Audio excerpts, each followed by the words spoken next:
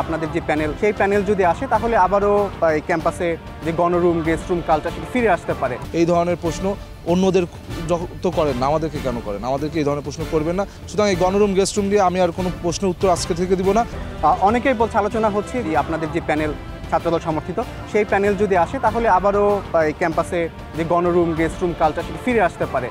তো আপনারা আসলে এটাকে নিয়ে কি ভাবছেন, কি বলছেন? আপনারা কি শিক্ষার্থীদের যে প্রত্যাশা সে প্রত্যাশা পূরণ করতে পারবেন? ভোটের মাঠে লেভেল প্লেইং ফিল্ডটা অত্যন্ত জরুরি। আপনারা যখন সংবাদ মাধ্যম কর্মীরা বারংবার আমাদের এই প্রশ্নটি করেন, মনে হয় যেন গণরুম গেস্ট রুমের মূল হোতা আমরা। গত 17 বছর তো আমরা সব থেকে নিপীড়িত ছিলাম, নির্যাতিত ছিলাম। আপনারা আমাদেরকে কেন এই প্রশ্নটি করেন আমরা জানি না। আপনারা এই প্রশ্নের মাধ্যমে লেভেল প্লেইং ফিল্ড অনিশ্চিত হয়, এর মাধ্যমে শিক্ষার্থীদের কাছে ব্যাড মেসেজ যায়।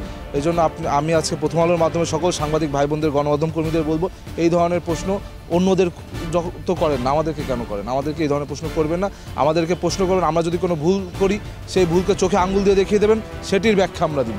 এবং আমাদের এই যে আপনারা আলোচনার যে একটি আয়োজন করলেন, এইখান থেকে শিক্ষার্থীরা কিন্তু এই সমালোচনা একজন আরেকজনের সাথে কী করেছে এগুলো শুনতে চায় না। শিক্ষার্থীরা জানতে চায় আগামী দিনে আমরা যারা আজকে প্রতিনিধিত্ব করতে চাই তাদেরকে কী উপহার দেবো, কীভাবে ক্যাম্পাসটি পরিচালিত করব।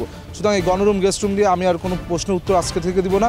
আমরা গণরুম গেস্ট রুম চালু করিনি, গণরুম গেস্ট রুমের বরং শিকার আমরা। সুতরাং আমরা কেন চালু করব? আমাদের চালু করার কোনো প্রশ্ন ওঠে না।